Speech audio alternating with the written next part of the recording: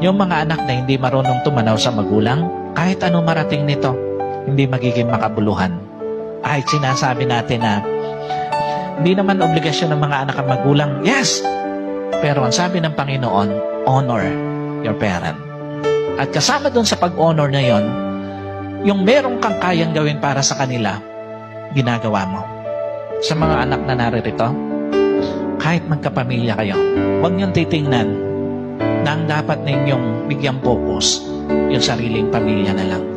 Hanggat nabubuhay ang mga magulang ninyo, iparamdam ninyo na kaya ninyo silang i-honor in all aspect ng buhay.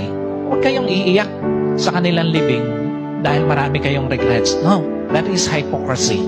Wala kayong kwentang anak kung iiyak lang kayo sa kanilang lamay, pero nung nabubuhay, hindi mo ginawa yung dapat mong gawin para sa kanila.